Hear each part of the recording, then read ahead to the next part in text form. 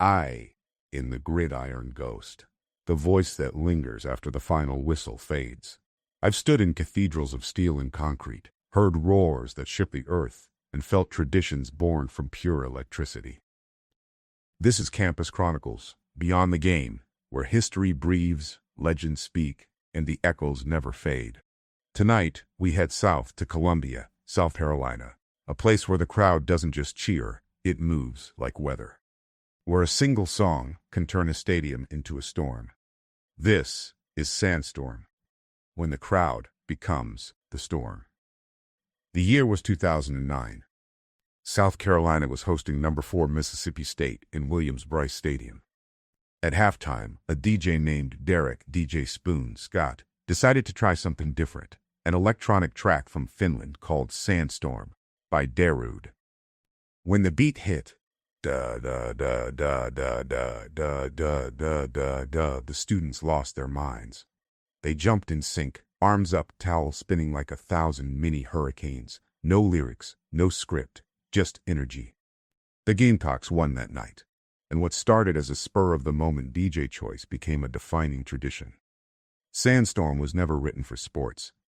Darude released it in 1999 as a trance track, built for European clubs, a rhythmic loop of synth and bass. But in Colombia, the beat found new meaning. It was simple enough to chant to, fast enough to move to, and relentless enough to feed adrenaline. It didn't ask for lyrics because the crowd became the lyrics.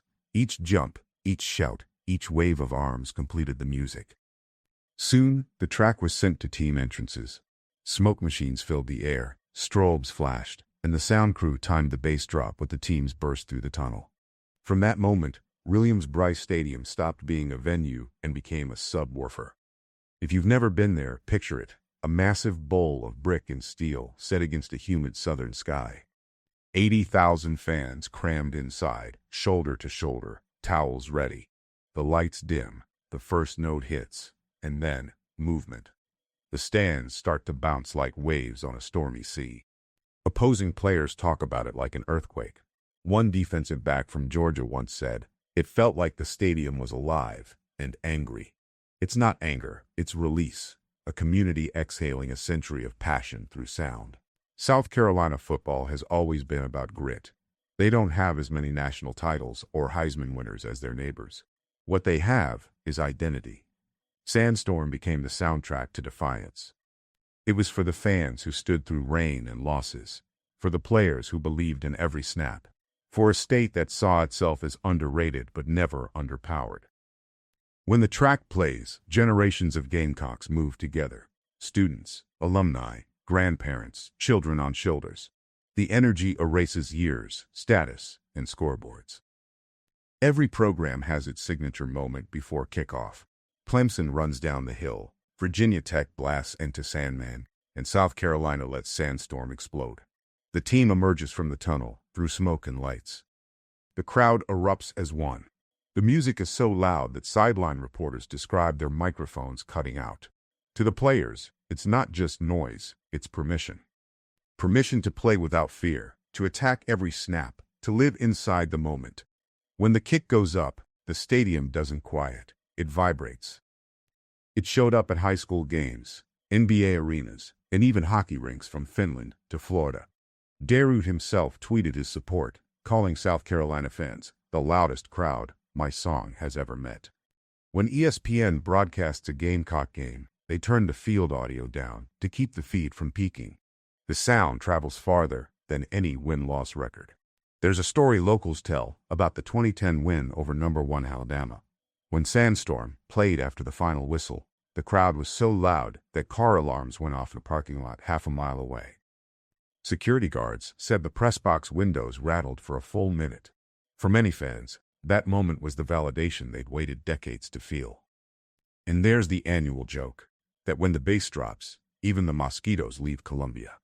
Engineers from the university's acoustics department once measured the stadium's response during Sandstorm.